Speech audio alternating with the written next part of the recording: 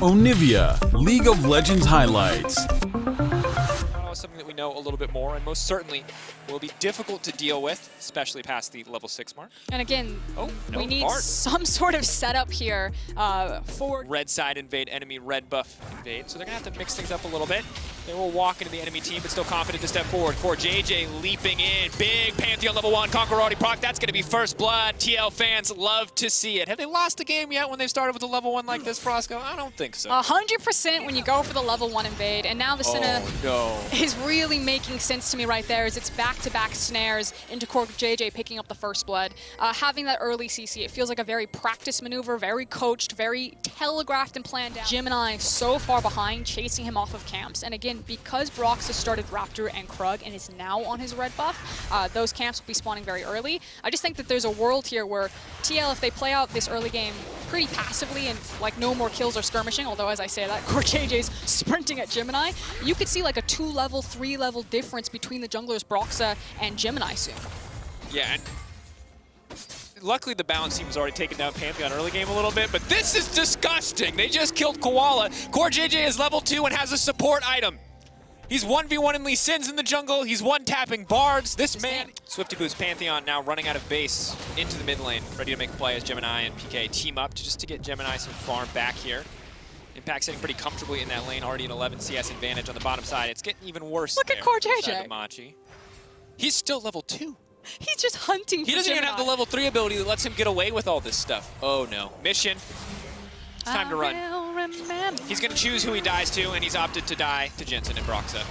That'll going to be the finisher there. And let's be honest, this game could have been close, it could have been tense, it could have been intense, and while certainly scaling is an avenue out for Machi at this point, right now, this is Team Liquid's game. They are much out of mana. Has the biscuits, of course, to bring some of that back, but can't really afford to overextend entirely here. Mission going to leap out of that one.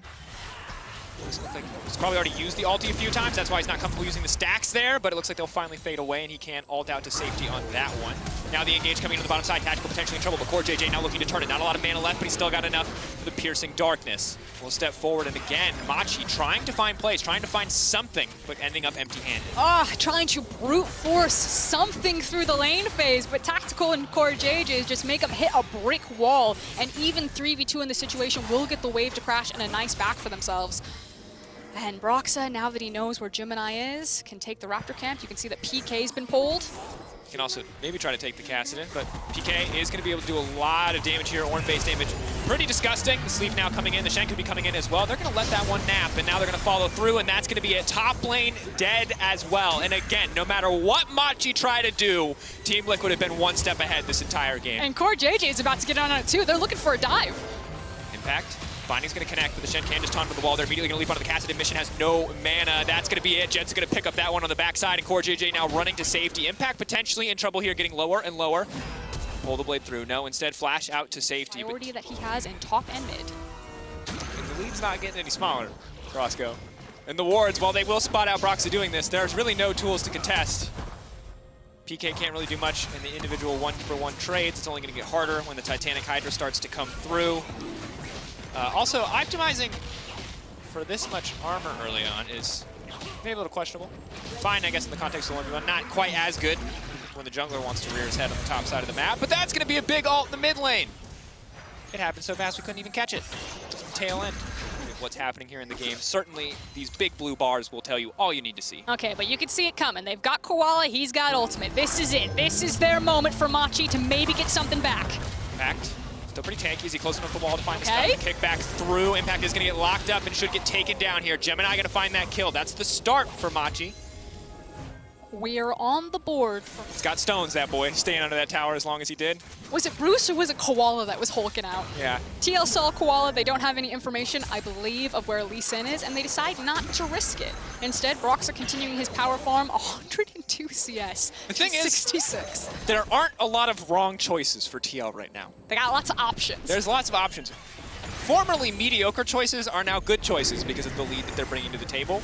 They're going to do it again. Oh. Going to interrupt there. Koala has just used the ult to stop the initial charge coming through, but he may cost him his life, so he's going to give up some gold and some pressure in the mid lane in exchange for a life of his own, but the tower will still drop, and now Jensen is looking for the cheeky 1v2 Mission leaping forward, trying to get a bit of damage down, but Brox is here for the backup. Any damage at all connects, and he'll be put to sleep instantly. Brox looking for the follow-up. That's going to be one sleepy Cassidy. Nope!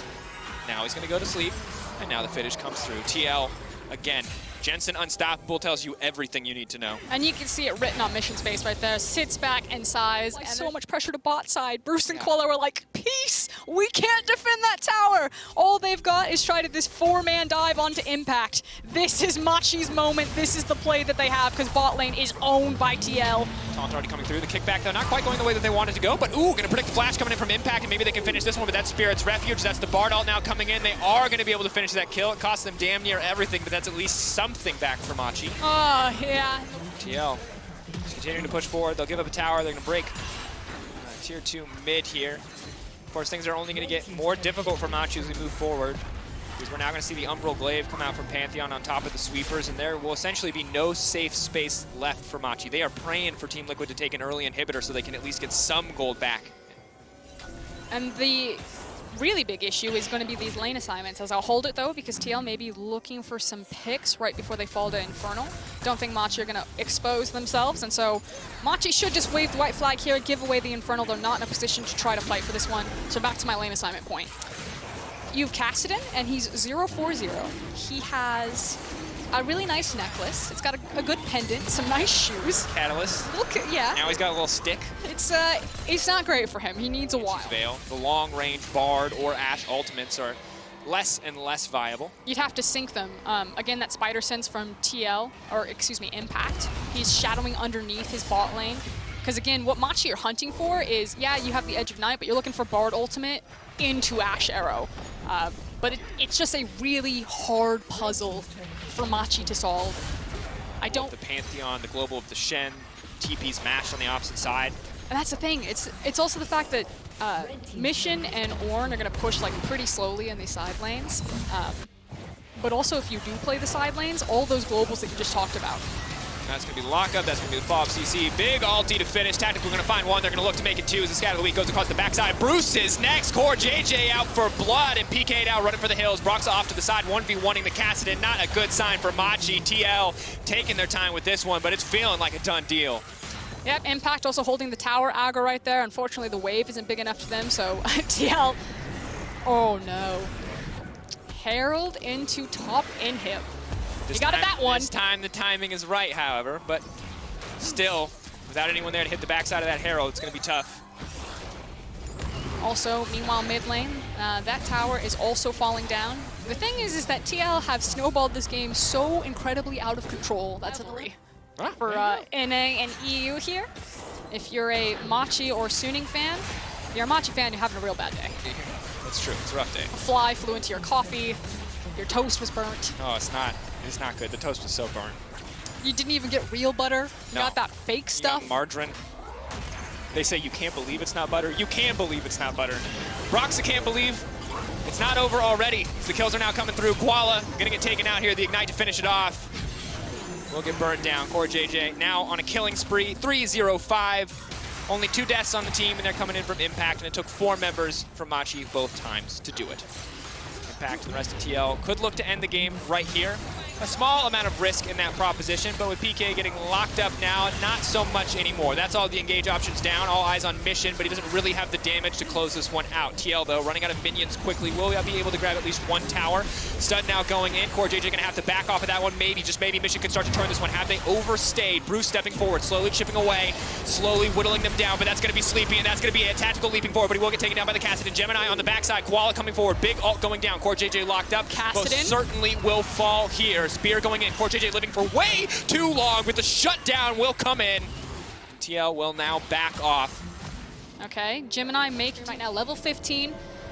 I don't know if level 16 will really be the difference maker here because he's still very far behind in itemization, does have access to the stopwatch, however. But Machi know that they have one more team fight left in them to try and do any shadowing now that they have inside track on this bottom inhib. TL, you know, take 3 ultimates, Bard, Ornn, and Ashe ultimate, and then walk bottom. Kick back, Jensen in the middle of the team. Maybe they can get the follow, but they don't really have the damage quite yet. Koala gonna get 1 tap, but not quite. The shutdown now onto Jensen, that's big. Koala dying to creeps, though. Bruce taken out as well. Broxa just sweeping through the entire team. He's just too fast to be dodged out on. They're going to close that up pretty easy. Cassidy on the flank, maybe wanting to get something done. There's so many low health bars. Mission. On a mission. Trying to find the flank, but it's looking like it might already be over. CoreJJ ready to instantly stun the second Cassidy leaps forward. You also have the Stand United about to come up on Impact, and if they're not keeping perfect information about that cooldown, Mission might not even try to risk this. And because it's Cassidy, it's not like he can clear out or contest these waves. TL can just force the game down. There's not much Mission can do. This flash taunt connects perfectly for Impact. That should be the game, but TL still want to grab a few more kills just to make it a little bit sweeter as they have to wait out in the next game, but that's going to do it. TL, an unbelievable victory against Suning, and now a commanding win against Machi. TL will take their time here, knowing that the Miracle Run is alive, that the tiebreaker could secure them a way out of groups, and now TL, the biggest G2 fans in the world, as they pray for an EU win.